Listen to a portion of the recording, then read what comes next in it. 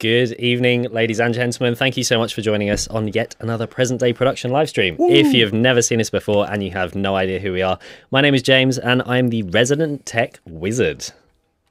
But you're not resident here. No, I'm not. We're in I'm a an different imposter. location. Yes. And my name's Mark and I'm covered in ginger cat fur, which is just how I like to be. And to my right, your left, we have the best engineer, the best sound engineer, audio engineer. In the postcode.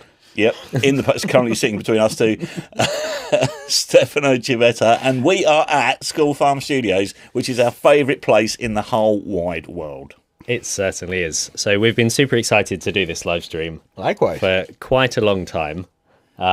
We've had loads of fun today, setting up and getting to know each other. Doing things. Even more. Even more, yeah. Yeah, Stefano is a lovely lasagne.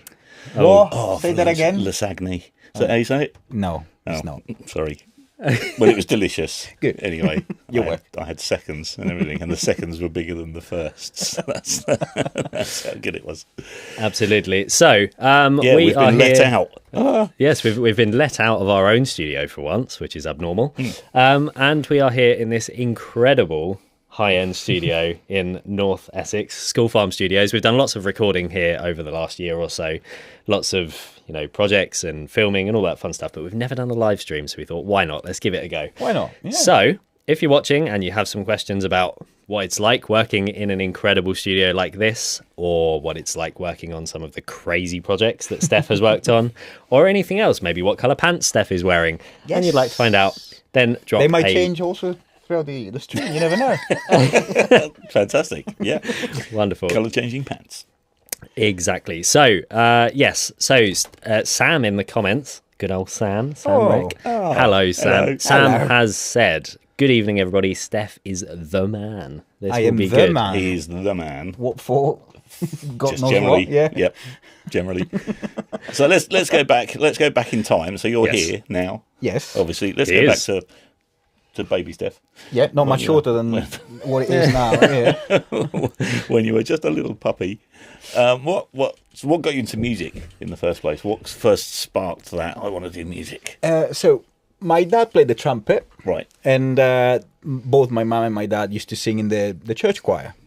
So somehow music has always been around in the household. I remember asking, spoiler alert, Santa Claus for the first You keyboard. know him? Oh, yeah. Wow. I think when I was probably 3. And Wow. I remember it was an old keyboard. You know, the one with the little reeds and the fan? The Bontempi. Yes, the fan was I noisy. had one of those. It was blue. And the batteries would go flat, and you'd hold a note down, and then It was the opposite of Rhapsody in Blue. 10 seconds later it would go. You'd be like, oh, this is good. Yeah. Yeah, I remember those. And one of my first memory, I'm told, is that I was sitting in front of the telly trying to replicate the jingles from the adverts. Wow. Oh, So brilliant. I never improved, but to this day I still like to play things with a keyboard on it. Great. Yeah. Well, you can knock out a mean Thomas the Tank Engine theme tune. That's the only thing I can do. As Yes. you demonstrated to us earlier. But no, I think you are a bit better than keyboards than you make out, because you've played organ in the Vatican. Well, I started playing the organ I come from a small village in Italy, Yeah. so sort of everyone know each other. And I started taking lesson with the organist of the village. So I started sort of doing some services down there. And then the priest of the little village had a friend in Rome, as you do. And he said, well, why don't you go down there for a month on holiday during summertime? Oh, why not? Let's try. So they found out that I like to play the organ. And I started playing down there, and I did it for 7 years, for 1 month every summer, basically. Wow. Playing alongside the official organists down there. That's amazing. What must I can only imagine what that must feel like to be in a place like that. And It is the longest reverb you can imagine. It is, I don't know, whoever is familiar with organs, there is just a button that you can action. It's called tutti. So all the stops, literally, all stops out. And the organist came to me and said, don't use it because it's a bit too loud for St. Peter's. So yeah, it is very loud. And of course, on the second day, Tootie. Yes. Yes, it was loud. Tootie up all the way. It was very loud. Yeah. Brilliant. Great. Much better than the Bontempi.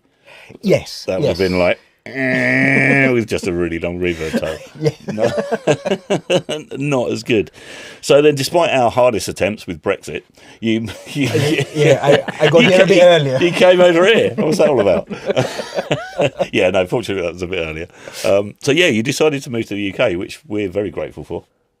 Well. Yeah, you're never going back. No, We won't let you go. what made that happen? I always wanted to work at Abbey Road for Right. some reason. You know, I was this little Italian kid that would listen to the Beatles and think, oh, I wonder where this thing was created, Yeah. not even recorded, you Yeah. know, because to me, I wouldn't understand the language. All I could hear was amazing sounds and, you know, things that I couldn't make sense of. Yeah. Still can't. And I wonder where this, you know, masterpiece, these weird sounds came from. And then, you know, you look up on the sleeves and, oh, Abbey Road, London. God knows where it is. Yeah, You know, like it's a Narnia or some Yeah, sort some of thing. mystical, magical place Yeah. that doesn't really exist. Yeah. And then you find out it's on the Jubilee line. Yeah. So, yeah, sort of spoils Yeah, it. it's a just bit. an old house Yeah. with a grubby wall that everyone's written on. And I found out that there was this course in Guildford called the Tonmeister, which is probably one of the best courses, I dare to say, at least It's in the Europe. most respected in Europe, I think, for sure. And they've got amazing contacts within the industry. Also, out Yeah. of the 4 years, the third year is they call it the placement year, because you choose a placement, which could be, you know, from Abbey Road to Focusrite to composer's assistant, everything in between. So it covers all the aspects of music, of the music industry, effectively. And, you know, I was silly enough to apply for a job at Abbey Road because I wanted to see where these records were done. You know, I'm stubborn. I want to go there. Colette Barber, the studio manager back, at the time, was, again, silly enough to give me a placement here. And things somehow worked out that by the end of my placement year, I already had a degree in Italy, so I didn't do the course here for the degree per se, if that makes sense. And things worked out that a guy sort of at the same position as mine was leaving. So, you know, how can you say no when they offer you a permanent contract at Abbey Road after you've been wanting to go to Abbey Road for, I know. for 20 odd years? You know, What an opportunity. yeah, so I didn't turn it down, and that's where I spent basically from 2014 until just before the pandemic, just before COVID. So yeah, it was some amazing years. Yeah. Which is where I met Andrew, who is the responsible for all this thing here. Yeah, so Andrew owns the studio and co-founded Audio Network back in 2000, Yeah. roughly about Yeah. 25 years ago. Blimey, that's a long time. And Audio Network are probably the biggest record label you've never heard of, because their specialist genre is not, they do lots of genres, but their sort of niche is library music. And Andrew's thinking has always been, do it real. If you want an orchestra, use an orchestra. If you want a Bavarian nose flute quartet, go to Bavaria, find the best nose flute quartet. Which there's plenty of the loads of oh them. God. So keep it real, keep it authentic, because then it doesn't date. Yes. And you listen to some film trailers from the last 10, 15 years, and you can hear the sample packs. Yeah, hands in the drums again. Great, here we go. And then wait for the noise and all that stuff. That doesn't happen with Audio Network material because it's real people in a real room.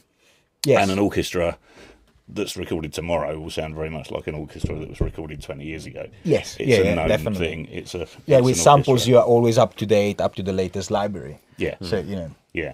it's like saying, I'm up to date with computers. Yeah. Oh, really? Are you now? Are you? Yeah. As soon as you get to the tail, there's already 2 new models on the shelf. Yeah. Yeah, exactly. So Andrew co-founded that, and Andrew is he couldn't be with us here today because he's off doing. Because it's Sunday. It's Sunday. Yes, he's doing a sensible thing. Doing normal people Yes, he's things. doing normal people things. I've forgotten what I was going to say now, but Andrew's off. yeah, he couldn't be here with us today. But he's fascinating to talk to because I think isn't he Abbey Road's biggest ever client? Well, when I was there, he would easily do at least 2-3 sessions a week. Sorry, 2-3 full days a week. Wow. He's Produced about 4,000 sessions, hasn't he? Oh, God knows how many. Yeah. And back then, before COVID, it was still the 3 session a day kind of thing. So, you know, 3 sessions a day. in a week, you do 9 sessions if it's done 3 days there. Yeah, I saw Andrew more often than my own bed during the Abbey Road days. So, yeah. Wow, that's amazing.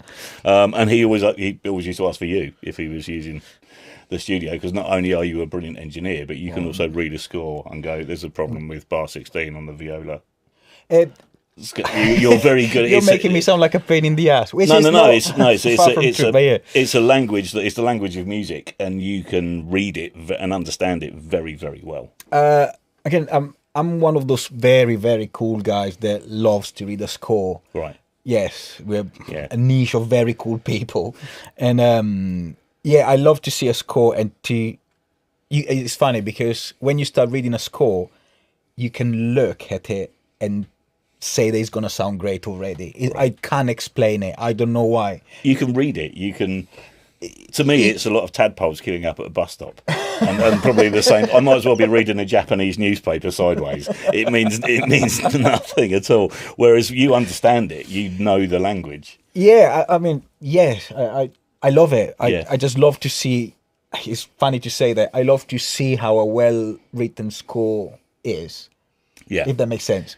Yeah, it's like an art form in its own. Yes, it is, and yes, I'm annoying at spotting mistakes because sometimes it happens, you know. Yeah, but that means the mistake doesn't get played and recorded, and you don't have to do it again. So that's an amazing skill to have. I dare to say that it was quite useful. If sounded a bit blowing my own trumpet, but yeah, it allowed me to be on bigger gigs than I would have been. Yeah.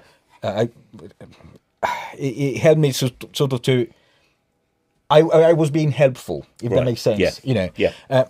I'm sure there's technically at the desk on Pro Tools, mic-wise, there's thousands of people better than me. My luck was that I was quick at reading a score. Yes. And if you've got a 90-piece orchestra and a composer, that poor guy had to write 90 minutes of music after the picture cut that was done the night before. It's understandable. It's understandable. Yeah, you can't blame the composer, the orchestra, or anyone, because it's normal when you have to check out, excuse me, so much music in a relatively short time. Yeah, mistakes it can happen. And the pressure's up. There's so many people in the room. Yes, on a session like that, the every pressure's minute on is 4 financially. digits. You can't waste 20 seconds. Oh, let's sit down and have a cup of tea and work that out. Because the film is out tomorrow. Yeah. So. Very high pressure. Yes, it can be quite demanding. Fantastic. So how did you end up here? Now you're on a farm. Yes. What's that all I'm about? not on the Jubilee line anymore. No. So I worked a lot with Andrew. Yeah. I always loved working with him. And so it was one of the first people I talked to. The first one was Giles Martin, because we were doing a project together. Was that the Beatles remix? Yes. It was. That was during when we were doing Abbey Road, yes. Right. I spoke to him and I was like, Giles, I'm thinking of doing this. What do you think? It was very Giles, as in very firm, and with 2 words, and the second one being off. It made this point very clear, as in, yes. Right. Try. Yeah. So what was it like? What was just skipping back a bit? What was it like working with him on the Beatles? So having loved the Beatles, and that's what made you aware of Abbey Road. How was that as an experience? I can't even describe it. It's like if you love football, you're not very good at it, but you get a call from Manchester United to play. You know what I mean? Yeah. It's insane. It's one of the things that still I have to pinch myself. My name's on that record. Yes, I mean it's amazing. It's a great feel. I'm still chuffed to bits, and they still all get like a teenager girl at the first date. I still can't believe it happened. But yeah, I'm incredibly grateful to Giles and Sam O'Kell for letting me be as an incredibly small part of what they released, because it was an amazing adventure. Great, fantastic. So Andrew decided he's building a studio. Well, sort of. As in, Andrew, I told him that I was thinking of leaving Abbey Road. Right. And then he said, well, maybe we could build, I got a big barn that on the driveway. Why don't we make something out of it? And basically, as his version of the story goes, he said, I announced that I was moving to the countryside to work for him. He didn't have too much choice on the matter. So, again, it was, probably still the best adventure, the best working adventure of my life. As in, you leave Abbey Road, you move to a place where there's no phone signal, and there is a sort of a bit of a derelict barn, and someone tells you it's going to be a studio, but you can't build anything because everything is shut down because of COVID. Yeah, because this was right during the during the right. first lockdown. I moved to the countryside the day before the big lockdown. Wow. I didn't have a sofa or a bed for 6 weeks because they wouldn't deliver it. So if they deliver sofas and bed, I don't think the rock wall is on top of the priority list of things to deliver. You know what I mean? So yeah, it was a bit of an adventure, but with Andrew, we managed to build what. I mean, you are there to say your testament to it. People come here and love it. Yeah, it's an incredible studio. It's incredible physically as a physical building. And the way that you've so the traditional approach with a studio when you've got an existing building would be to soundproof the exterior and then build a room within a room that's also soundproof to give you good isolation. But that means you lose a lot of floor space internally. So here you went the other way round. You took the 16th, 17th century barn, however old it is, and then you built another structure on the outside of that. So you've kept all of the room, and you've got all those lovely wooden beams in the. Yeah, I think live room. I think that Andrew's idea caused a few sleepless nights to the builders. Right. Because, again, another issue was that we couldn't have, let's call them studio builders, people who specialize in recording studios, because they couldn't come from London, they couldn't stay anywhere, so they couldn't take the gig, effectively. Right. So we had to rely on the local chippy, the local builders were absolutely amazing. And, every night they would sit down in front of the drawing saying, what is an SSL? What the hell? Because, of course, nothing against them. They never had to put an SSL, in the Sudbury area, exactly, which is understandable. Yeah. So, it was, again, another adventure. But and traditional builders and soundproofing as well is not a very good mix, because normally their solution is, we'll just stick some soundproof plasterboard up. And, no, you won't. That wall must not touch that wall. And they're like, wait, what? Either that, or you tell them to put the plasterboard on the inside, on the outside, and they'll put it on the inside. Yeah. Everything ends up and backwards. Then you've got a sandwich and it's a big drum. It's very tough. Yeah, I mean, the faces when we mentioned a floating control room, there were a few head scratches. You know what I mean? Flying room. Yeah, a box in a box. What are you on about, mate? So it was an adventure, and I just love it. And then you got it done. You got it open. It's fantastic. Chris Walls from Level Acoustic, he did a lot of the design. Yes, work is amazing. But that was pointing at the live room. That was luck of the draw, because you never know what it's going to sound like. You know what I mean? We were lucky enough that, again, the random disposition of beams, doors, windows, and things, cobwebs, helped. But it's really and the walls aren't square, and everything's a bit. It's a British building, of course. Century. It's on the wonk. Yeah, and it sounds fantastic. It sounds like it looks. So it looks very wooden and very warm and very inviting, and it sounds very wooden and warm and inviting as well. But you described it perfectly. It's just a really nice acoustic space. And it's not just a big rectangle. It's it's the sort of F shape with the top missing on its side. Turn around a bit. That was a really rubbish description of what the building looks like. I'll draw it. There we go. It's a Tetris. It's that's the one. It's a Tetris. If my computer's behaving and not about to blow up, you can see an aerial photo. So it's nothing like I just drew with my finger. No, because is that not? I'm just going based on the. No, hang on. That's the annex. No, go back. Wait, where are you? Right, there you go. We've got the studio there. Yeah, by the pool, bottom. Yeah, at the bottom. Yes. So we are basically where you see those two vertical lines just above the pool. That's where we are. I'm flicking through your photos, seeing what you've given me. Ooh, look at that. We got some building photos. Wow. Yes, we changed a few things since then. So and kicked out the horse and ducks? Yes, unfortunately, some of the animals had to be evicted, but they're still very much happy and very much alive. That's good. So yeah, we didn't, no animal was hurt in the you weren't process. like, we need some glue. There's a horse over there. Also, it's dinner time. Yeah, what's for lunch? A duck. Another duck. I mean, it's still very much a farm. If you look out the window, you've got alpacas and sheep and ducks. Yeah. There's probably a dragon somewhere. Well, the first recording we did was a string quartet, Right. and in here, if you look on your left when you're sitting at the desk, you can see the window in the live room and then the window outside. So to test the soundproofing, we had a string quartet. And then there was the bin lorry coming through, a telehandler reversing with all the beeps in the world, and Andrew's neighbour, who of course has got a helicopter, was landing it. And if there wasn't someone telling us that this was happening, we had no idea because we couldn't hear it. Wow. So yeah, amazing. it's very much a working farm. You got a telehandler reversing on your first day of recording.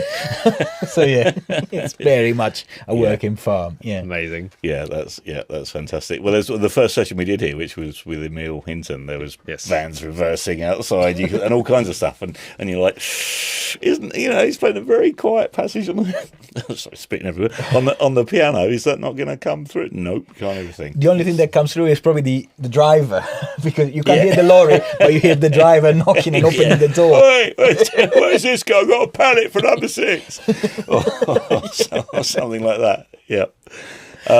So obviously, once the studio's been built and you're kitting it out, there is an incredible selection of kit in this room. Plus, in the massive rack in the live room as well, there is no shortage of awesome kit in this building. Yes, I'm very, very lucky because Andrew again was one of those people that I met that was silly enough to talk to me and to listen to me, and he sort of gave me a white canvas. Amazing. So unfortunately for him, having worked at Abbey Road, I sort of grew up on great piece of kit, great piece of kit. Yeah. So he told me, well, let's get stuff that that works, that you know how it works, stuff that you're familiar with, and there's not too much. I think is the right amount of stuff. Yeah.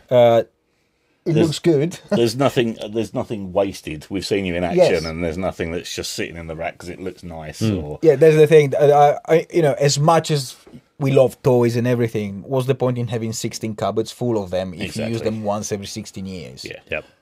You know what I mean? It feels like a bit of a waste. Here, everything is practical, is useful. I use that stuff every day, so I couldn't have. I'm pretty chuffed with the choices I've made. Sorry, they're very arrogant. You've made perfect choices. Starting with the console, I think, which is a bit of a modern day classic. Absolute beast of a desk.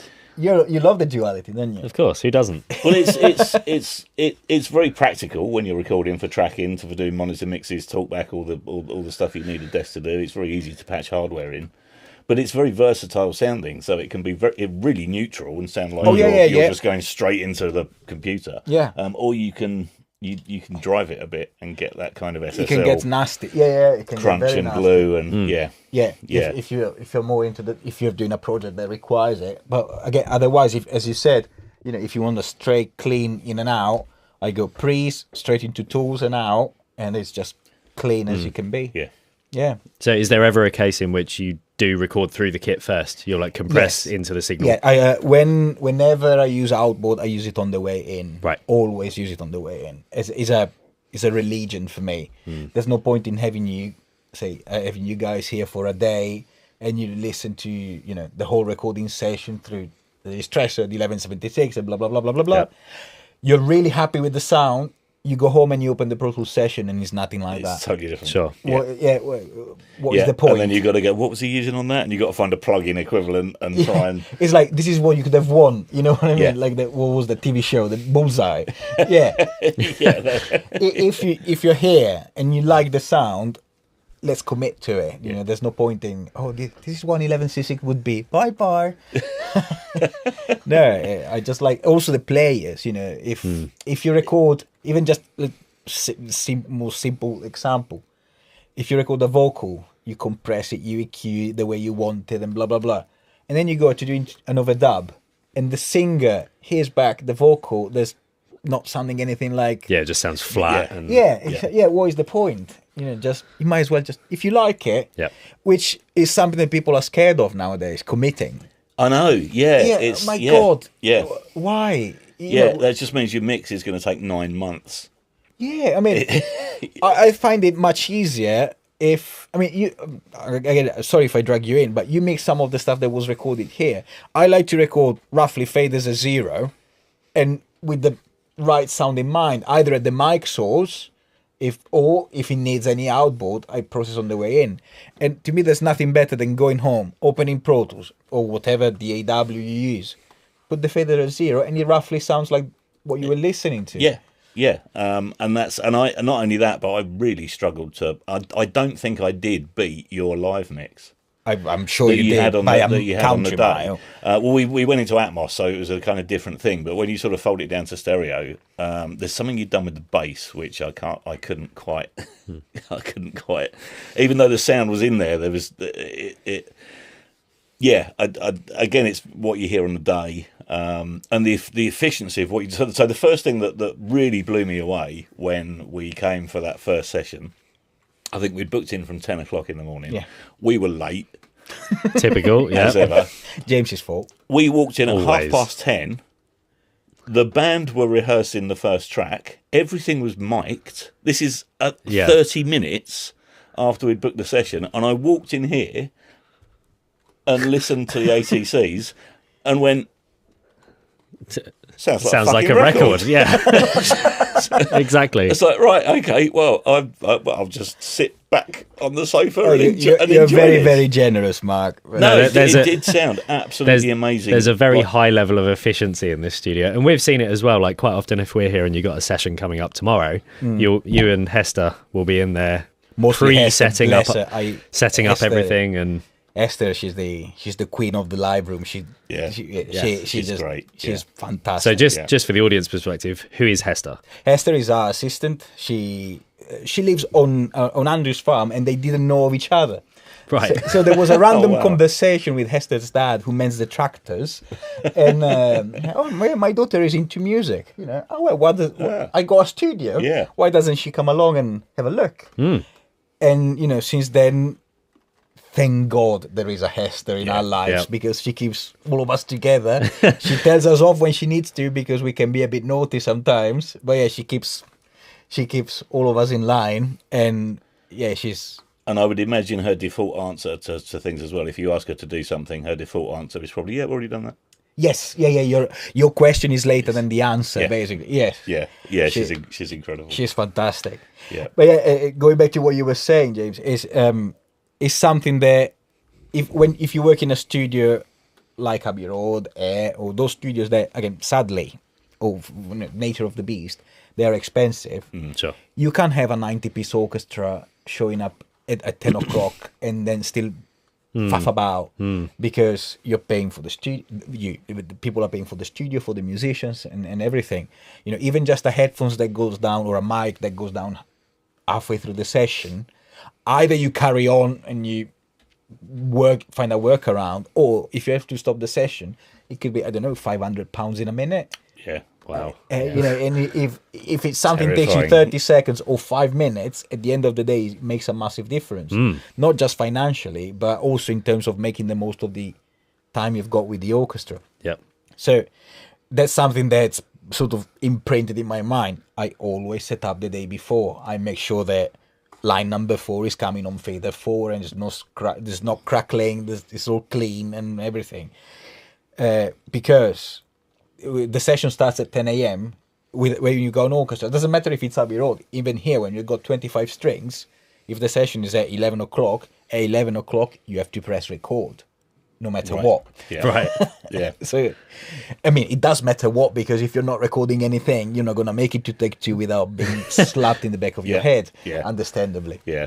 Whereas in a more amateur sort of studio, like ours was, like a typical independent small studio that you see on a business estate in your average local town. Yep. 10 o'clock start is, the band will turn up at about 1:15. And then, Might think about cabling something. You'll have a cup of tea, and then, it's much more relaxed. Whereas I guess you come from the high pressure background of this has got to be, it's got to be right, and it's got to be right now. Having said that, though, I mean, so we haven't seen any of the big orchestral recordings here, but the recordings we have done, like with Sam's band and with Emil, it hasn't been like stress. We've been there. There's no pressure. It's been set up, it's just but it's not like get recording. Slap. There's no pressure on, and I think Emil, he'd had a very high pressure session that went very wrong at a studio. in London, you said yes, which is why we suggested he came here. With the piano hadn't been tuned, and it's a jazz piano. Not here. The piano was tuned here. Just make that clear. At the previous studio, so he's trying to record a jazz piano trio album on an out of tune piano. Well, it could be a bit of Mrs. Mills vibe. So that was, and that was his first studio experience. So I think it put him off a little bit. Well, I can understand it. Yeah. But when the guys walked in, they were like, "Oh, we've gone up the ladder a few rungs here." And your amazing Steinway had been tuned the day before and probably the day before that, and probably the week before that. It was just everything was perfect. The way you'd mic the piano, it sounded beautiful. The way you mic the drums, DPA all the way. All the way. Good old DPAs. Not an SM57 in sight, which makes me very happy. Oh, tell me about it. Proper microphones. Unleash the internet. Give us a few. It just, and we literally walked in here at 10:30, and it sounded like a record coming out the speakers. It was incredible. And then I took that away, and I was like, well, literally pushed the faders up. This sounds amazing. So considering the way that things are recorded, obviously you do a lot of stuff for stereo with Audio Network. You also have an amazing Atmos system in here. You've got a full ATC Atmos system. Does that change the way you mic things up? So Mr. Penguin in the comments has said, when recording, knowing you'll be producing for Atmos, does that change the way you would mic something up? It depends on what I'm recording and where. Right. So if I'm recording in Studio One, Abbey Road, I would be a bit silly not to put mics on the ceiling. Yeah. So when Atmos was coming up, people would go up and drop mics down. Now they're permanently installed there because there's definitely a place and also a genre that benefits from from recording in Atmos. If you're doing synth pop, I don't an Atmos DI doesn't make too much sense. So that's when I think the two things are a bit different. As in, when you record orchestrally in Atmos, you fill the space with the orchestra and the recording. If you do synth, again, let's stick to the example of synth pop, you fill the space in mixing. Right. Of course, assuming that the track has been thought with Atmos in mind, because again, if you've got just electric bass and vocals, good luck with the Atmos mix. Yeah, exactly. You know what I mean? Also, some things work, some things just do not work in Atmos. When if you have a contrabassoon flying around the ceiling for some silly reason, it doesn't work. I'm a big fan of Atmos mixes. There are probably 99, even pop stuff. That's 99% of the stuff is static. It's got to, when you're moving stuff, it's got to make sense for it to move. Yeah. Yes. So synth pads that evolve, Yes. great. A seagull, why not? fantastic. But like you say, the cello, that doesn't want to do that unless there's a reason why that's. Yeah, but again, 99% of the time, I can find a good reason for it to do it, unless the composer is the idea of the composer, or there is or is to picture. Right. If it's to picture, then you might have these needs. So obviously, considering you record a lot of orchestral stuff and a lot of big sessions, there's a comment on here from Mikhail who says, Steph is very organized. I only record stuff I do one channel at a time. He'd get confused with doing two things at a time. How do you handle having 25 sets of strings and maybe a drum kit? And how do you organize having a full desk of inputs and knowing what's going where and not lose your mind? Well, that's when it's easier and much more efficient to spend one more hour on the setup, right? Because 1 hour of setup translates into, if you don't do the hour setup, it translates into 3 hours in the session trying to catch your own tail. if Yeah. that makes sense. Yeah. So with Esther and I spend a lot of time thinking about the setup, thinking about also the worst case scenario, as in what happens if. So we got Right. it already on the desk. Right. If needs, we need a spare aux for this. Oh yeah, it's already there. It's already there. I can't stress enough how important it is to sit down the day before. I know that sometimes it might be 2 a.m. When I was at Abbey Road, it was very much like, imagine that you finish a session at 9 p.m., a brass session in Studio One, and the day after you got an orchestra with a choir, with the piano in the booth, turn the other way around, and if you don't plan it, Yeah, you're you've got to screwed. reset everything. Yes. And, yeah. So even if you don't have a desk, starting from your Pro Tools, from your DAW, I know I'm very OCD sometimes, but nothing annoys me. You see a lot of also educational videos on Pro Tools that they show the screen, that they do the trick, the mixing trick and the delay and the blah, blah, blah. And they don't label their I.O. properly. You see D7 or AUX 2. If you've got a big mix. What is that? Yes. Imagine if your car mechanic was like that and he just said spring or rod. Yeah, round bit. Yes. Yeah, The or even black worse, switch. AUX 7. We're like, what's that? Yeah, Is that a filter? Is it? What is it? Yeah, black switch. Yeah. Yeah. And I'd imagine that also counts for. Do you actually export the projects here and send them over, or is it just like the raw multi tracks you will send off to, say, Audio Network? Say you do a recording here. Do you give them the Pro Tools session, or Yes, is I it do. you do? Yes. So that's obviously important for organisation as well. You want John Smith to know what all these buses are and all that stuff. I always in recording we don't use that many buses, but even just naming the multi-track correctly. Yes. I always give Pro Tools sessions. I always organize Pro Tools sessions as if someone else was mixing it. Yes. And so the file naming, when you get file mixes to do from external people that is not at this at all, but they record in their bedroom, and you got audio 0100.dupe.2. What is it? Yeah. You know what I mean? What am I looking at? Yeah. Well, again, when we got back and opened the Pro Tools session that you'd given us from the Emil session, it was immediately obvious in all the folders that, this is this song, and it's that mic on that instrument, and it's take 4. Perfect. What more could you want? So easy. It's like, I know exactly what this is. The thing is, the annoying thing is that when do you learn it? Is when you get thrown in the deep end, and then a composer comes to you at 11 p.m. Oh, I need take 4 of the hi-hat. And you go like, shit. Yes. How do I find it? We've been recording for 16 days. And you go, for fuck's sake, I didn't label it correctly. Yeah. And that is when the panic kicks in. Yeah. And that's when you spend the extra 5 minutes to make sure that your Pro Tools template is named correctly, for example. For sure. So talking about the kind of general studio build here, we've got the main control room. Yes. Nice, big, spacious control room, lots of kit. You've got a massive live room out there. Yes. Big enough for, 25, 30 people more? 25 strings, yeah. And then you've got 2 other small booths. So what are they for? Within the same building, shall we say, we've got, as you said, the control room, the live room, and 2 booths. Yep. One that can accommodate easily a big drum kit, or even sometimes, if we talk about orchestrals, maybe 4 woodwind players. Oh, right. Yeah.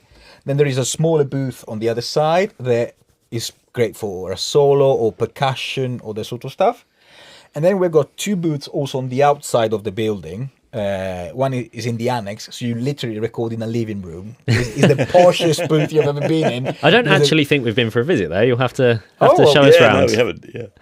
I'll certainly have show you around. Unlock the living room. Yes. And there is a telly, there is 2 sofas. So Brilliant. sometimes you see people, sometimes we put them there. They got, maybe we record a track or a cue, they don't have anything on it. They're there with a country file. They're loving life. You've got Netflix on while they're doing their woodwind parts. Yeah. If you want to see that after this live stream, go to Record Production YouTube channel. Yes. Type in School Farm Studios on YouTube, because Russell came up Russell and with Mike. Mike, and they did a tour here, which is fantastic. That will give you a tour of the whole studio, all the instruments, the annex. You'll see the booths, the control room, everything. And that's a really great video. So check that out. We'll put a link in the description. Yes. At the end, that's a really good video. It was a very fun day. Yeah. And then, sorry, to finish it off, we got another little booth that used to be a mixing room. And now, yeah, we've got all the booths are here, linked audio, Ethernet, video, fallbacks, and everything. So yeah, so obviously, as we said earlier, we've got no shortage of kit, and everything is wired in. Yes. So you're running Pro Tools. What is bringing in all the signal into this room? So we got a big pile of AX32, the Digital Audio Denmark.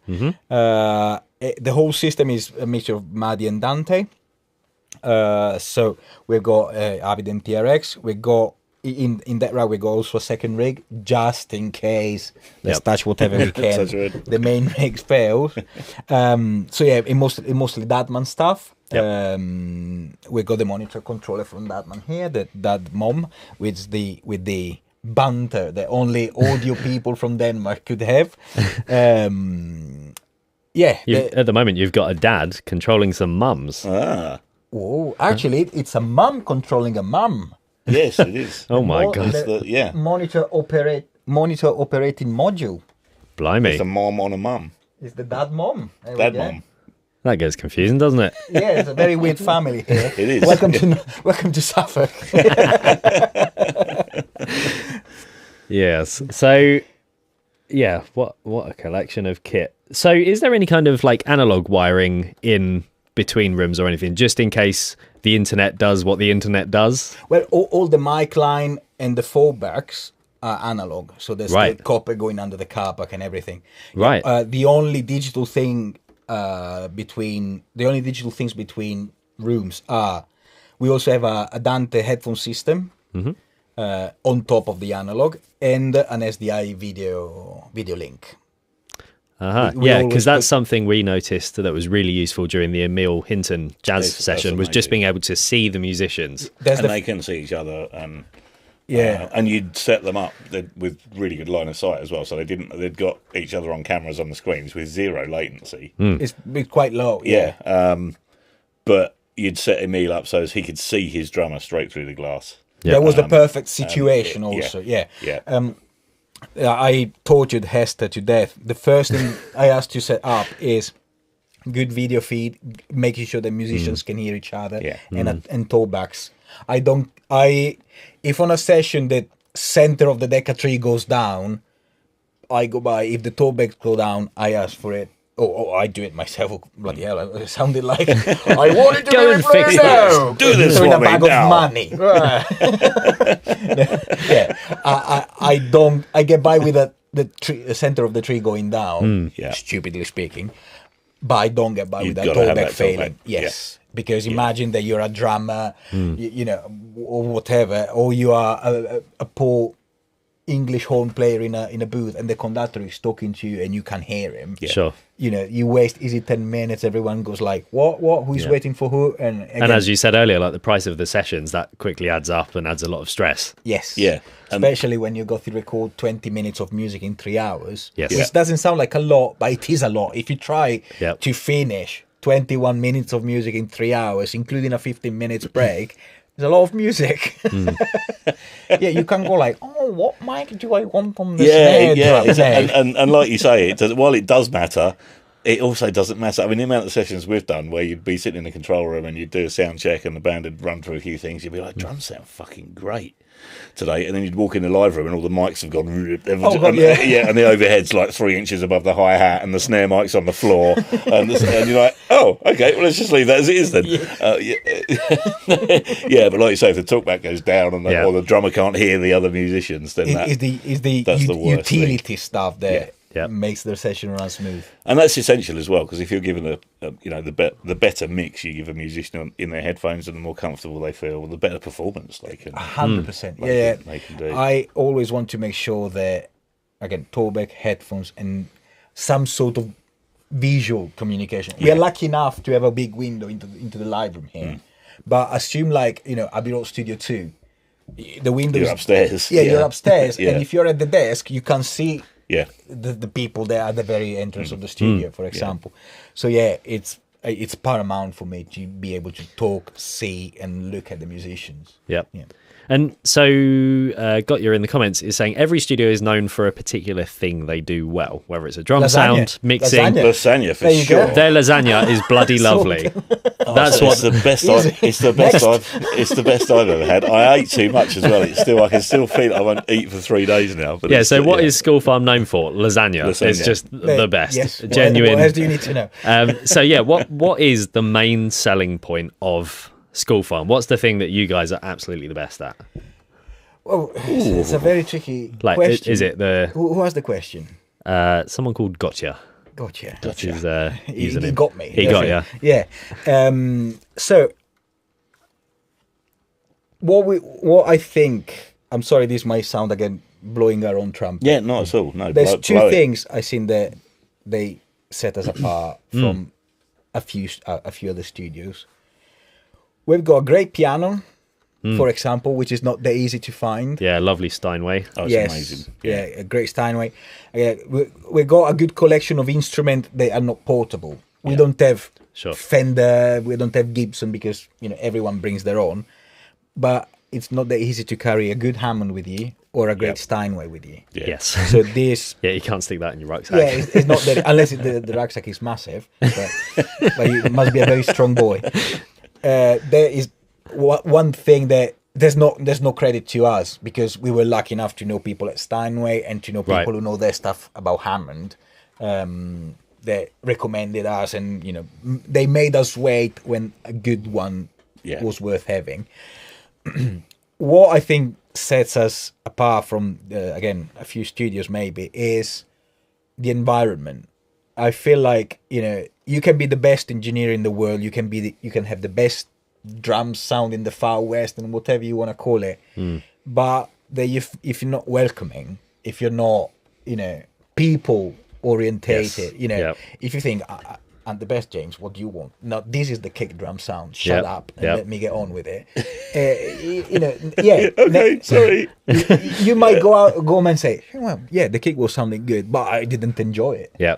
And that's something me and Mark always comment on is as Mark says, it always feels like coming home. Well, that's why when you come back to this studio. That's why we keep coming back so often. Well, you came for lunch on a Sunday. I know. We did. How accommodating is that? Steph was having a nice day off and we're like, live stream, make us lasagna. You see a School Farm Studios date coming up in the diary and it's always like, there's always a warm, cuddly It's feeling. because you're going to see Groucho, that's why. That's another thing, the animals as well. But they got a studio cat and a couple of dogs. So I'm covered in most of 5-6 Groucho currently. Dogs, Peebles, and Bramble, and alpacas. But it's the atmosphere, and you're right. It's just around. I mean, the gear's first class. Obviously, it's fantastic. The studio's fantastic. So it's a world class studio in terms of technically, sonically. But it's when you walk through the door. Well, that's all credit to in order, Andrew, Hester, and myself, because we the three of us are all very different. We all do very different things. Luckily, because you don't want me to run the business or to fill paperwork in, and in the nicest possible way, you don't want Andrew to run the computer. It's just like me and Mark. A little bit like me. Yeah, that sounds very familiar, doesn't it? Whereas Hester can do anything annoyingly, so because she's stupid. As soon as you came along, I very quickly became T-boy and an assistant, which is kind of what I mean. The amount of times Andrew's made us a cup of tea here, and it's like, hang on a minute, you're the hang boss, on, this is your studio technically, but it's kind of that. There's no pretension. There's no. I mean, Andrew's the loveliest man. He's just such a sweetheart. You can't fault him. No, he's incredible. But again, we were talking to a friend of ours the other day, and we were saying that their ability is to know when you're not good at something. Yeah, He knows that maybe I'm a bit more skilled or used. Let's put it like that. Used to work in front of a desk. Sure. So he gets a person that can be in front of a desk. He knows that he can't paint a barn. He gets someone to paint a barn, like we all do. Yeah. And there's no egos involved. And again, the fact that we all do this as our own thing, and I think we do it reasonably well. Very well. But, I don't know. Sorry, this sounds very arrogant, but I see myself doing my thing well because I love to see people going home happy. Yeah. It might not be the best sound they've ever had in their lives, but hopefully it was one of the best experiences. You know, and at the end of the day, I find that, as I was telling you before, you know, you might go home with if you go home with the best sounding kick you've ever heard, but you didn't like the experience, you're not gonna go back. Sure. Yeah, exactly. You know what I mean? Yep. Yeah. But you do manage to do both. You give people a fantastic Well, you're experience. very, very nice. And when you get back and open the session, it's the best sound you've ever heard. Yep. as Oh, well. there you go. You should listen to more sounds then, maybe. Okay, well, Cheapo Card Company in the comments said, when you were saying about no one's good at everything and, you know, everyone's got their speciality, he said, I'm even better. I know I'm crap at everything. Well, but that's a great starting point. There we go. Well, we were talking about today music genre. Right. And, you know, if a person came to me or, you know, and they said, I want to make my hip hop album with you, I would happily tell them, man, I'm not the person for you. Sure. And there's no shame in that. Yeah. Sure. In the same way, if you come to me and ask, I need a player in the NBA, I'm 5'0". I'm bloody useless. Well, it's true though. Damn. We'll have Yeah. to cancel that basketball game we had planned. oh well. Send the hoop back. So there's people now think that admitting that they can't do something or they're not good at something is a weak point, is a weakness, is something to be. Oh, no, I must be good at everything. Yeah, no, it's a superpower. No. It's an absolute superpower because It's- because you can't be good at if you are good at everything, then you're a bit crap at all of it. Well, it's that saying, isn't it? Jack of all trades, master of none. Yes, exactly. Yeah. But also, you know, if you pretend that you're good at something and you're sort of blagging it, you're basically insecure throughout. Let's assume that I do a hip hop album. I will be completely insecure of any choice I make, so I'll be absolutely on edge because I'm not sure I'm doing the best for the person that just came here, and you know, neither of us would have a good experience. Exactly. Yeah. So what's the point? Just say if you're not good at something, I'm not good at many things, you know. Yeah. I was really lucky to learn that very early on because I really niched down. The Hammond was my thing. Yeah. And I just concentrated solely on that. I'd never played anything else. Every other keyboard instrument I had, I sold the minute I got the Hammond. I needed, and then I very quickly realised that okay, this is an instrument that isn't going to do anything for me. I've either got to play it or switch it off and go and do something else. And realised, okay, I'm crap. But I want to. So how do I get a nice sound out of this? And so I went to James Taylor, and you know, who's Hammondo #1, certainly in the country, probably in the world, and said, "Will you teach me?" And he said, "Yeah, come around my house 11 o'clock Saturday morning," and did for the next 5 or 6 years or whatever it was, and then I started to get work. I'd learned that, so I insisted on gigging with the instrument like he did, and then learned that if you're going to gig with one, you need to know how to fix it. Yes. So I'd learnt how to fix it, and I took mine apart completely and rebuilt it all. And then I started getting work in studios fixing the Hammonds that they hadn't used for 20 years because they were just coming back into favour. And it all snowballed from that one instrument. And still to this day, no one ever asks me to play piano on their track, or because I'm crap at that. I can't play a piano. It's a totally different thing. All right, the keys are in the same order, but it's a totally different thing. Yeah, 100%. You press the note down and then it goes away. Yeah. Louder and quieter. Yeah, exactly. Whereas James showed me all the stuff, like just pushing all the drawbars in and just running your arm up and down the keyboard and pulling them out and getting that. Yeah. And he's like, beat it up, fight, You can do it with a Steinway. Yeah. I wouldn't recommend it. No. But yeah, that's it, and it's really important to say no as well to not working in something.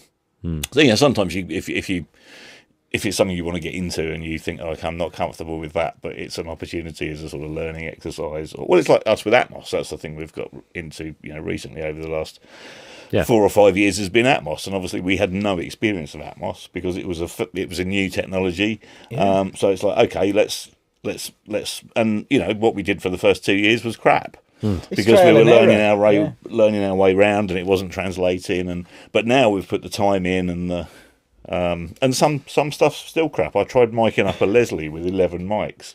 Let me. to make it sound like you were in the Leslie. Yeah. And it just didn't work. It just sounded better with one mic or two mics on the top and one on the bottom, and just do what you do in stereo. Yeah. That sounded great. But yeah, doing the round and round thing didn't work. But you know, that's part of the learning. Yeah. Thing as I well. mean, in terms of learning and finding maybe what you're good at, so you found that you're good at Hammond, you guys are obviously very good at orchestral recordings and stuff like that. How do you, I can't find the comment, but someone in the chat said, how do you find your thing? How do you find what you're good at and find your niche? Well, it's like going to school. I think that school is as useful when you learn what you don't like. Yeah. You know, there's nothing like trying it out. It's like trying new food, trying new drinks, trying new, you know, it's just a matter of trying out things. You know, if you think, oh, I'm all right at the G string on a guitar, and you just do all your life you specialize on the G string on a guitar, you might become the best G string guitarist, but you might have been even better considering all the six strings of the guitar or a French horn. Right, exactly. You know what I mean? So it's all a matter of trying stuff out. You know, Or be a bass player, because then you only play one string at a time. yeah, and people talk over you when you play. Yeah, so And a lot of it's about we were always on about getting out as well, and meeting people and networking and actually doing things out in the world rather than sitting at home and doing it. And like the guitar thing, you can take a guitarist who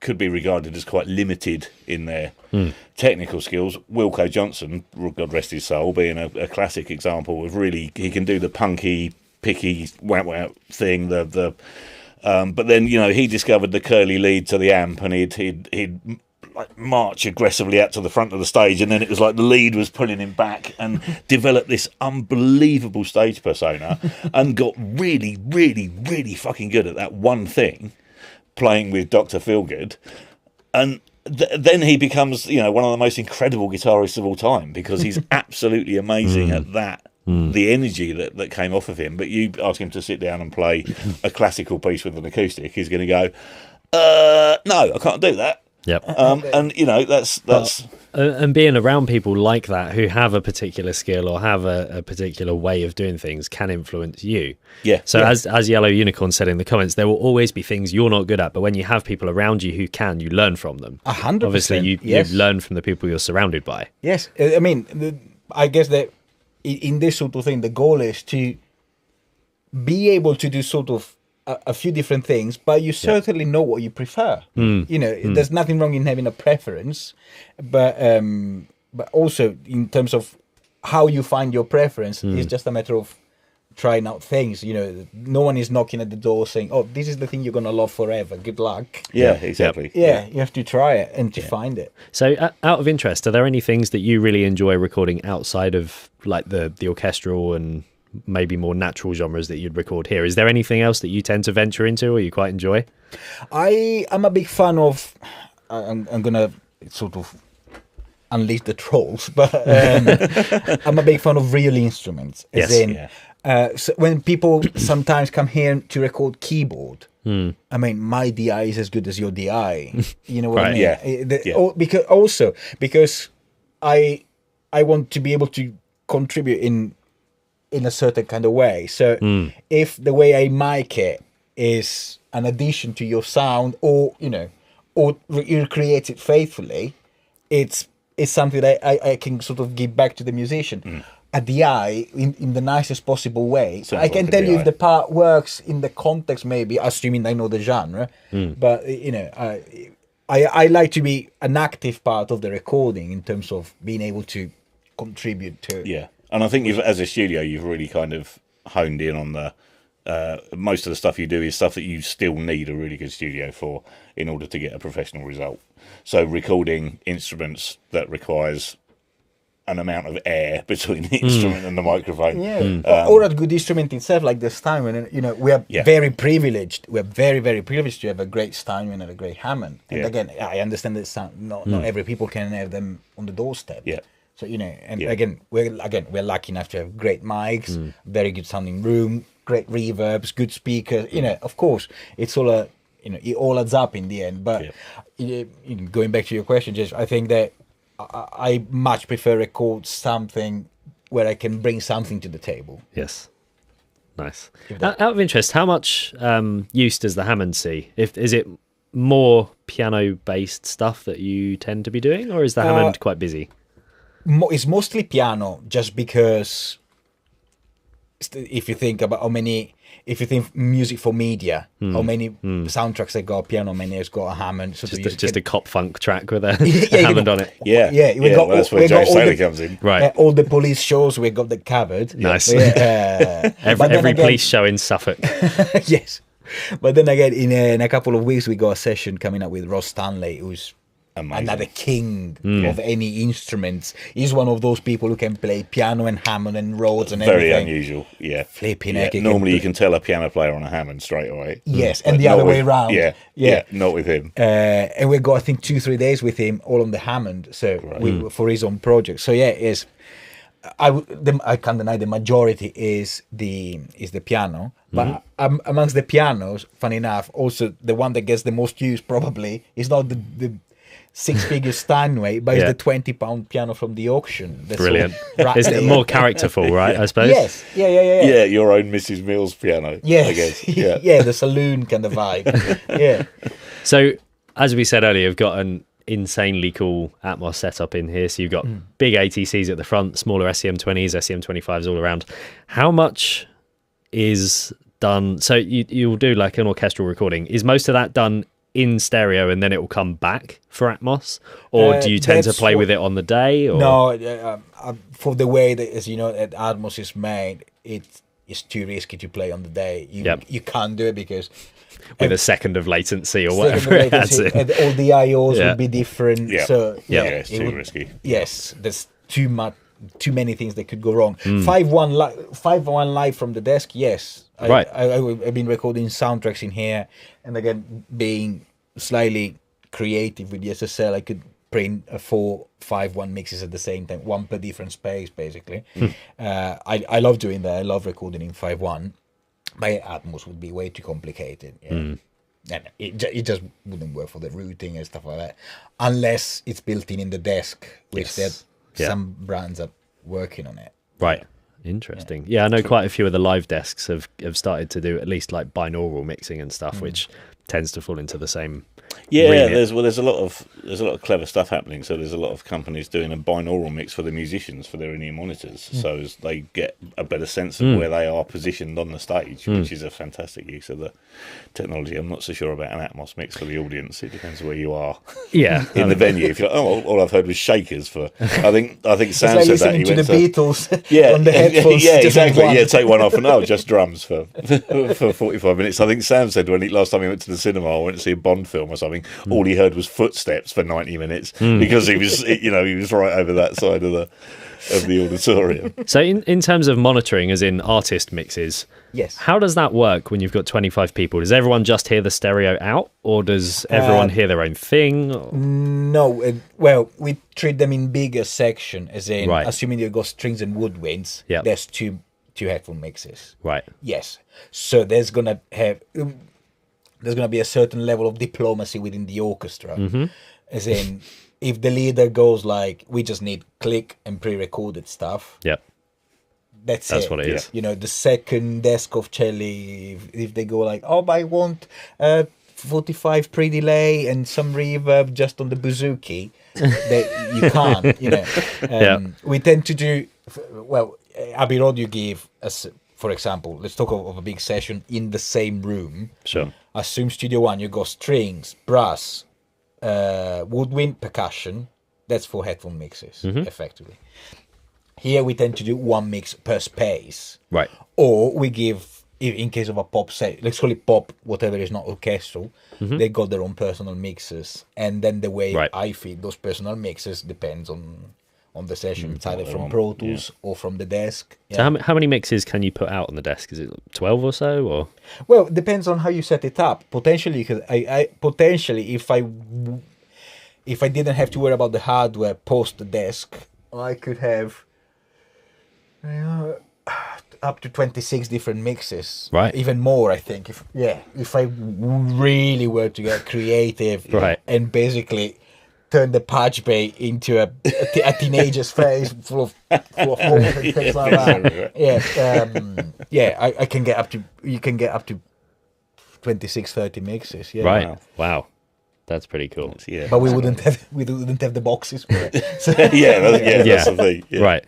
So I'm really curious actually, because I've seen you got the SSL Duality Fuse, which has the fusion section in the middle. So that's the bus compressor. Is that right? There is the bus compressor is almost on SSL on all SSL desks. It's been on there for ages. The fusion is sort of they call it a mastering unit where you can sort of color the sound a bit or do a bit of EQing on it's a master bus. Yeah. Yes. And seeing as you use a lot of hardware kind of on the way in and stuff like that, do you tend to use that? I don't tend to use that just for the fact that that's on the mix bus. Right. So I don't print the full mix. If I print live mixes like I did for your session, I print live mixes of the separate instruments. What was it? Piano, bass, and drums. Yeah. And the idea of that is that not only whoever comes to mix has got a rough idea of what we were listening to on the day, but also if, assuming that you got 16 channels worth of drum recording, you do your drum take, and then the drummer goes like, oh, can I overdub it? So if it's a vocal, you can overpatch it and just move down one fader. Yeah. But if it was the drums, to do overdub, you have 16 tracks. Yes. Yeah. So I print a live mix, which means that to the drummer and to ourselves, I play back a stereo, which is fairly close to what they wanted anyway. It's not like I went to town on it. And then I got the multi-track free to re-record it. That's what we do with orchestras and everything. I always print a live mix with the idea that, I don't know, if we think about string section, you might want to do the arcos and the pizzicatos separate so that you can rebalance them in case you need more or less of something.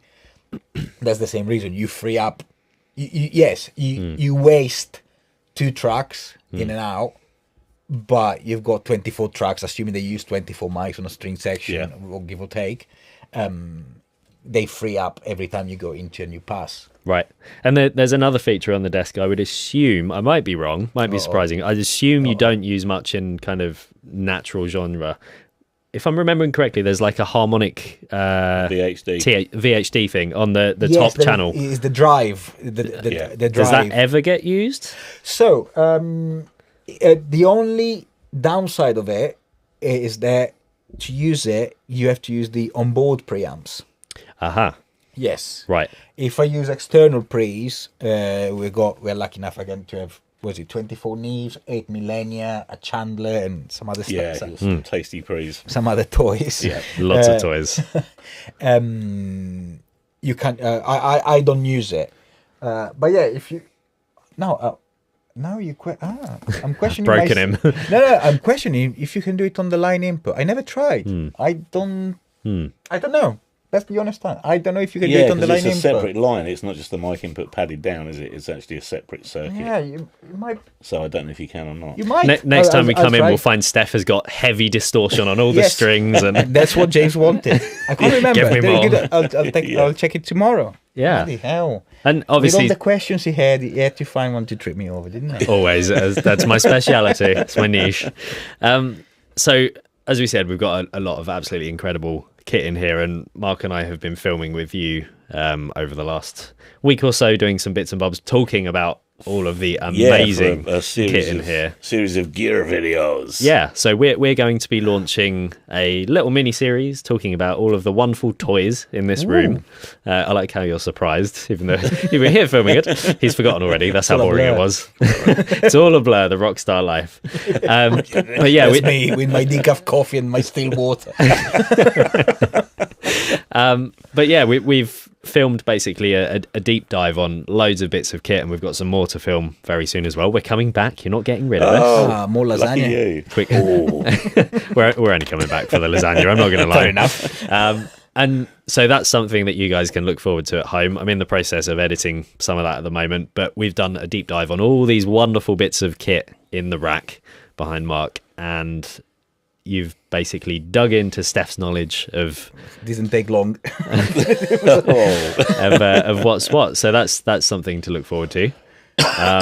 And it's been quite fun to learn all of these fun little toys. It has. And also as well, talking of Ross Stanley a bit earlier, if you'd like to come to School Farm Studios and learn from Ross Stanley, who's going to be on keys, got Chris Hill on bass, Yanto Ian Thomas on drums, and workshop, 2-day workshop with Nick Kershaw, songwriting icon, it has to be said. Apparently last year he earned over £250 on Spotify. How dare he? Yeah. Phew, didn't share them. That takes some doing these days. But no, seriously, absolute songwriting legend Nick Kershaw, who's not only had a very successful and continues to have a very successful solo career, but has written so much stuff for other people and collaborated with people like Elton John, and super talented guy, really nice guy as well, very funny, very entertaining. We're doing a 2-day workshop here at School Farm Studios on the 9th and 10th of April, so only just over a month away. God, It's coming. pressure is on. Yeah.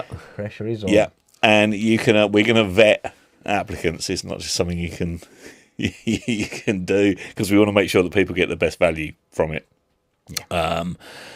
And so you can, if you go to presentdayproduction.com/apply, then that will give you all the details, and you can send us your stuff and fill the form in. Yeah, but yeah, if you're within travelling distance, there will be accommodation as well. So you'll be able to stay here. Within travelling distance. Yeah, these days you can That's fly very over. true. If you're in Australia and you fancy popping over. There you go. You can fly over. It's a long travelling distance, right? It is within travelling. It is within. But yeah, travelling if distance. you are within achievable distance of this studio, I highly recommend You always coming want over. the last word, isn't it? Yeah, Yes, I do. youth of today. That's what it is. That's what it is. But yeah, this is absolutely something not to miss. Obviously, incredible kit, incredible people. There's going to be amazing musicians in the house as well. Yeah, and we're going to cover the whole gamut. So, it'll, I would imagine Nick's probably going to play the song on his guitar and sing it, and they'll be able to it'll grow throughout the first day when they add their doubtless amazing take on it. And Knowing them is probably going to be one. probably, yeah. It'll be like, right, that's okay. Yeah, so it's we've been going 20 minutes and we're done. But yeah, so we're going to go through the whole process and Nick will be able to tell us how the song was written and so really the whole process from inception to release. So everything we can, you'll get to learn. Stefano's approach to miking, drums, instruments, piano. I'm sure Ross will be doing some Hammond on it as well. Ooh, So it's going to be, and your approach to miking drums is very different to anyone else I've ever worked with. Is it? And he doesn't use mics. What? Yeah, I'm intrigued. Why? It's the microphone choices. Now I'm always I'm kind of the Sean Lee camp of what mic's best for that. It's the one that's plugged in. Play the thing. Yeah. It doesn't matter. But some things have become classic go-tos, like a D112 D112, yeah, kick, exactly. and a 57 on the snare, and 412s on the toms or whatever. Yeah. And I've always thought that's a bit shit. And then I come Say here as and you you're think it, Max. and Say you're as you miking think. everything with small diaphragm condensers, and you come in here and it's like snare sounds fucking amazing. It's like I haven't got a crank, like I haven't got to put 24 dB of 7K on it. Yeah. It just sounds bloody amazing. And not only that, but when you solo it, the spill sounds really good as well. Whereas with the 57, the spill sounds bloody awful. So you have to gate the shit out of everything. Yep. So it's a very different approach to miking things to get the best sound. Well, I don't know. There's a few people who do this job. They like to complicate their own lives, I think, Right. in the nicest possible way. And if there is a nicest possible way, actually, yes. Yeah, absolutely. If you've got a great instrument, a great musician, I try to capture in the most natural way possible. Yeah. I like to capture the source as right as possible at the source. Sorry, I try to capture the sound as as close to the source as possible. So, if I were a photographer and my camera has got the lens that's scratched, that's not going to give me a good picture back. Yeah.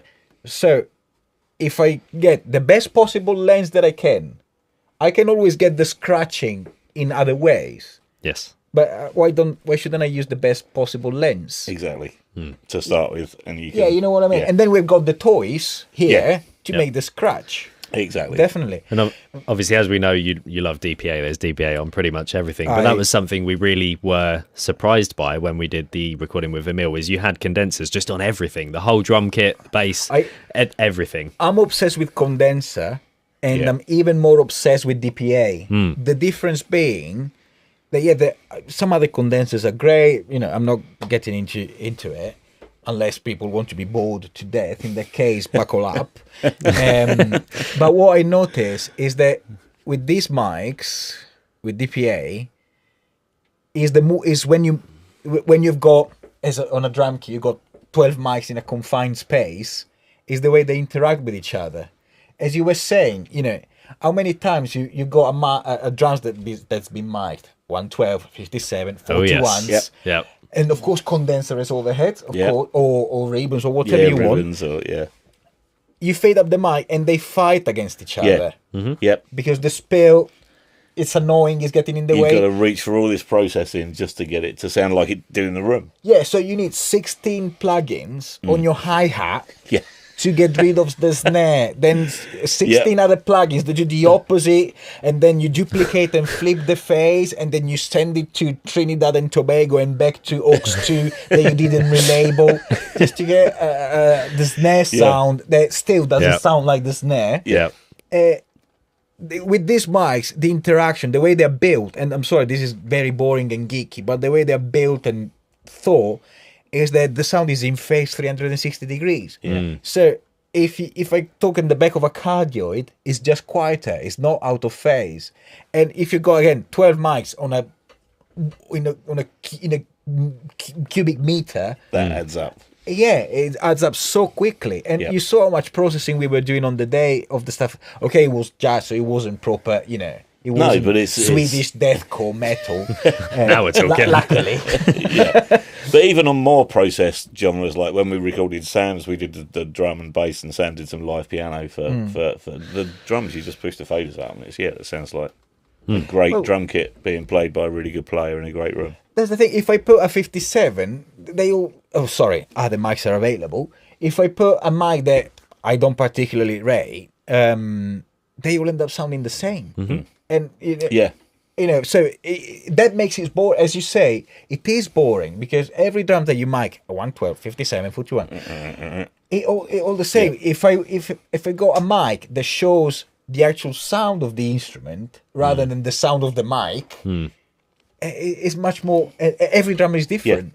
And there are so many myths as well. Like you can't mic a bass instrument or a kick drum with a small diaphragm condenser. Oh, that's crap. Well, of course you can. Listen, that capsule is just as capable of moving in and out 20 times a second, probably more so than a larger one. Oh, it's like, people are surprised when I put a 4011, which is this mic, small diaphragm, condenser, with a pad on a kick drum, and you can get 20 hertz out of it. And then with the D112, what do you have to do? You have to scoop up all that, because it's like moving a manhole cover. Yeah, exactly. Yeah. Can you play harder, please? It's like, whereas this one is... Oh, moving a manhole cover. It's true, though. It is true. Through a magnet. So, it's true. just the physics. Also, leave alone the fact that, how many people also you see that put a dynamic on the kick in, a condenser on the kick out. Yeah. For the physiology, if that's even the right word, for the physics of the mics, they're going to behave differently. Because the phase of a dynamic is different from for the physics construction of it. So I'm getting very animated. Bloody hell. Very passionate about mics. Oh, God, yes. It's so true. Yeah, I mean, so DPA, a lot of our audience don't know of DPA. So they Bad do all audience. kind terrible Bad audience. audience. How could you do that? Leave immediately. What kind of mics do DPA do? So I know that they make lav mics. They also make Yes. stuff like this. What Yes. else do they offer? Well, they offer all sort of condensers, like these guys. These are 4011s, cardioid condenser, omni condensers. They started in Denmark as a measuring mic company. So Right. people who go like, oh, I can put a condenser in front of a kick drum. They used to put a 4006 inside the jet engines to measure the level. So I'm sure... You can put it in a bass drum. Yeah, I'm sure it's going to be all right with the bass drum. Put a pop shield on, bless him, of course. Yeah. But yeah, you know... Brilliant. Fun fact: two DPA 4006s off the shelf are the mics that are on the Mars rover. No way. Yeah, so if you go to the NASA website and you listen to the audio from the Mars rover, it's 2 DPA off the shelf. I was with DPA last week and they told me this story. NASA, they bought, I think, they tried the 4006, they bought 10. Yeah. And then, you know, NASA being NASA, everything has to be within 1 Oh yes. millionth of a millimeter tolerance. They measured 2 mics out of the 10. They said there was no point in measuring the other 8. Yeah, no discernible difference. Blimey. Yeah. Yes, you know, they're not the cheapest, of course. Even though they do a cheaper range, the quality, the tolerances, it's say even a 57 or a matched pair of other condensers. Yeah, we haven't got There'll be 257s some that variation. sound the same. Yeah. Although one of them we did boil in soup, so that's probably why. Well, that's the way edition. They're all Yeah. slightly different variations of crap. Yeah. So obviously what- they're not cheap. So as Mr. Penguin has just said, a 4011 is €1,600 ex VAT. So they're not cheap, but No, you no, do they're get not what you cheap. pay for. Yes, but also, how many manufacturer can offer you a 10 years warranty? Yeah. Yeah. Right. You know, of course, again, as I said, they're not cheap. They got cheaper mics. They got the 2011, which is a lot cheaper. Still, you know, the principle behind them is the same. In terms of what sort of mics they do, their biggest business is TV, theaters, and that sort of stuff. All the lavalier. Yeah, they do a lot of very tiny capsule Yeah, stuff. you'd be amazed by they do some mics that you can even see. Yeah. Right. Is this like when you go on a film shoot and they hide the mic in the leaves of a tree and stuff like that? Yes, or you know, I got a black frame on my glasses. I knew he was recording us. Yeah, for blackmail purposes. You know, that I saw on a mannequin at the DPA event the other week. They had a mic you couldn't see on the glass frame, on the frame of the glasses. Wow. It's fun. Genuinely, have a look. And the way they build stuff is just amazing. I can't spend enough good words for them. And they do sound very natural. Microphones are a very difficult thing. It's you know, to get a natural sounding things often never sound as good as they do in the room. You Right. would go and walk out in front of a string quartet, and it's like, or even a guitar amp. Oh yeah, It's like, yeah. oh, that sounds amazing, and then you go back in the control room, and it's like, oh. That sounds like Where's shit. it- yeah, where's all the why life does gone? that sound like shit? It's like, well, for starters, because you put an SM57 on it. Try this. There we go. Now it sounds like, you know, now you got some top end back. Out of interest, when you're in there, you're miking up, let's say, 25 people, and do you have your typical go-tos that you just know will work on a violin and work on a cello, or do you often find that sometimes you might have to swap out for something else, or is it you just tend to use the same things? If I've got the time, because that's a thing. If I got the time during the session, I like to try out things. Sadly, for the way we work, especially say with orchestra or stuff like that, it's all very union, so the time constraints are big. What I might do is say when the musicians come in, all the mics are set up, ready to go. Yep. On an orchestra, of course, you don't have to close mic necessarily, so you put them in roughly the right place. Maybe sometimes what I could do is I just maybe lower the tree, which is the main room array that I use, or you know, that sort of stuff. I maybe adjust the room mics or move one mic or stuff like that. I tend not to swap because I always tend to use these guys. So I Found a lot of people that do use these, just stick them. And there's a lot of people doing Atmos recordings that are using 11 mic arrays, and they're all using DPA. It's because you know that mic 1 and mic 11, if you bought it 4 years later, sound the same. Sound the same. Yes. And like you say, they're in, the spill is in phase with the Yes. rest of the... It just that's why sometimes, I don't know, let's talk about a live example. Many people, you see singers with a 58, and then he goes in front of the drums, and the drums are... That's disgusting. Whereas with this one, it's just quieter. Yeah. The same sound, but quieter. Yeah, which, again, of course, if you mic up a drums with U47 everywhere, it sounds great. But as soon as they start interacting with each other, I mean, I love the U47, of course I do, on a voice or whatever.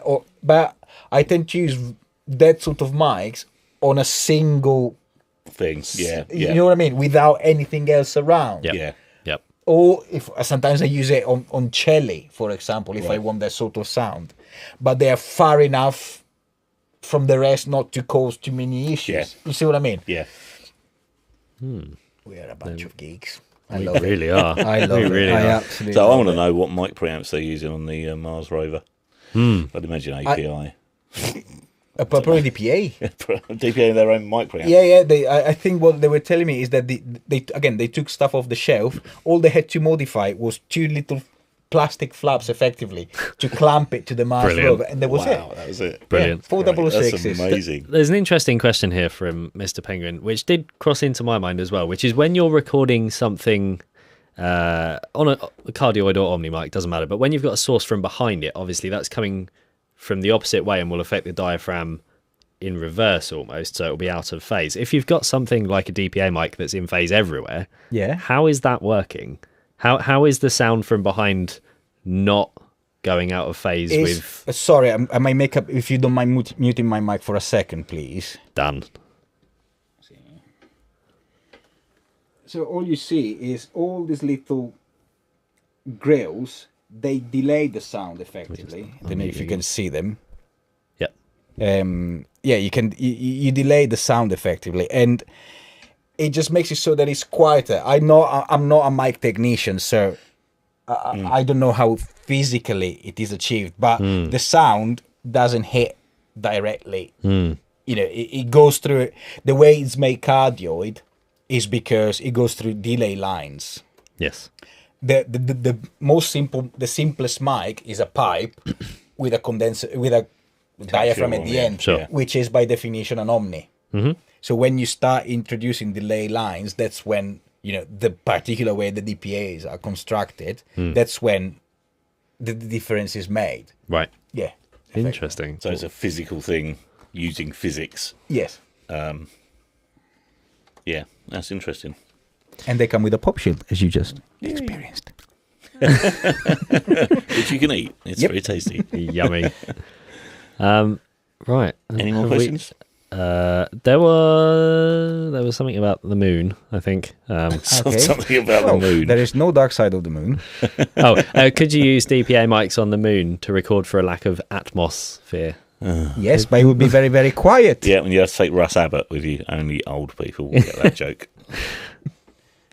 Yeah, neither of you are old enough. No. The Hall of Cannons has said, it's always been hard for me, but I think the number one tip would be to make sure the sound itself, the source, sounds real good in the room, and walk around and make sure it sounds good pretty much everywhere before you even put a mic on it. Make sure that what you're recording is a high quality kit. You've got, a good drummer. That's something we're always harping on about.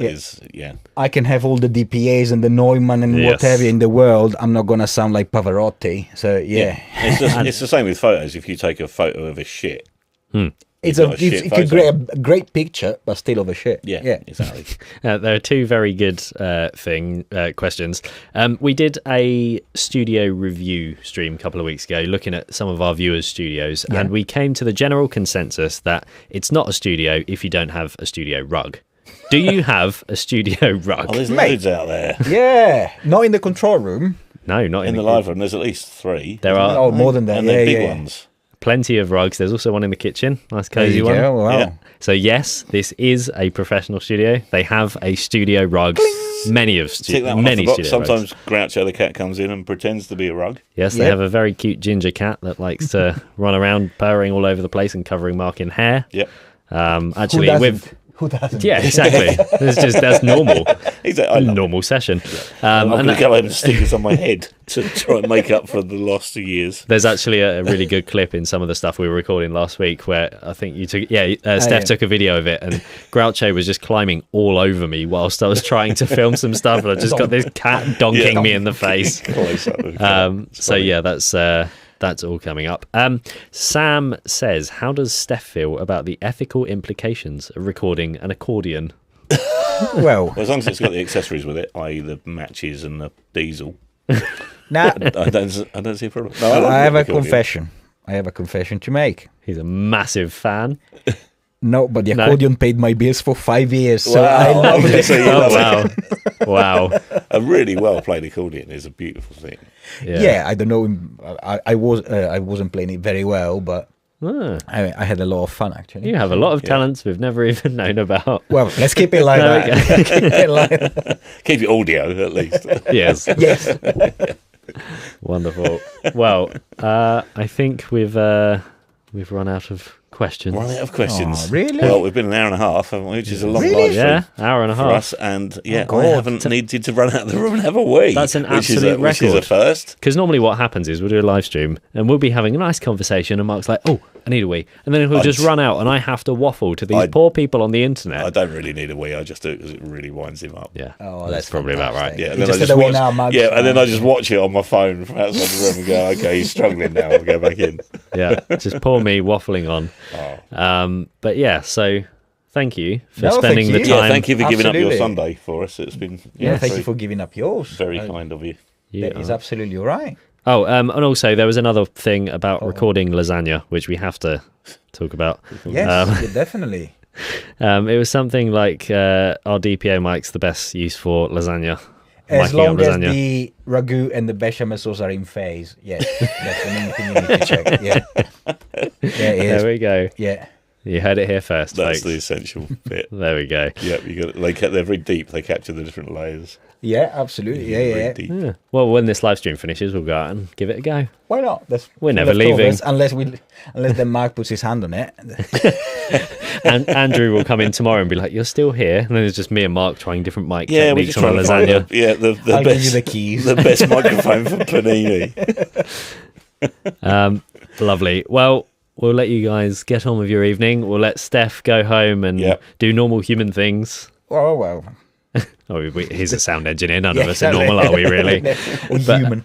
Exactly. But yeah, thank you so much Thank for you guys. Thank you. As coming on always. this live stream and sharing your wonderful knowledge and the amazing studio as well. Not much Yeah, knowledge. so watch out for the videos that will be coming over the next few weeks. And don't forget to, if you want to have 2 days here with this lovely man and some amazing musicians, then sign up at the link in the description.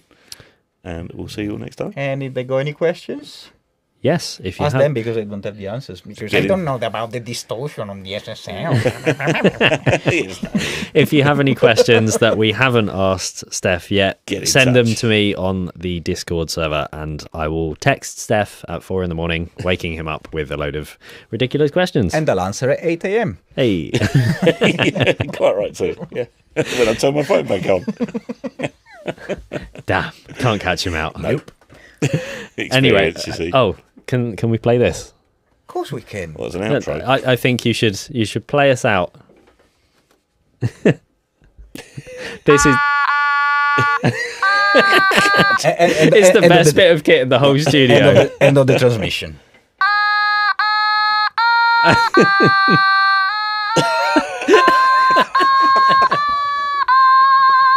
Oh, I like that. You could I feel almost like call that jazz. I feel like I've got to stand up and salute.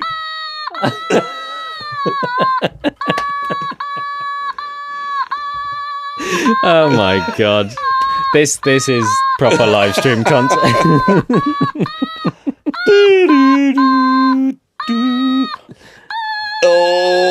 Oh. Amazing. And on that note, thank you everybody for joining us on this Amazing. live stream. Well done. And you will see us next week. Have a good evening. Goodbye. See you guys.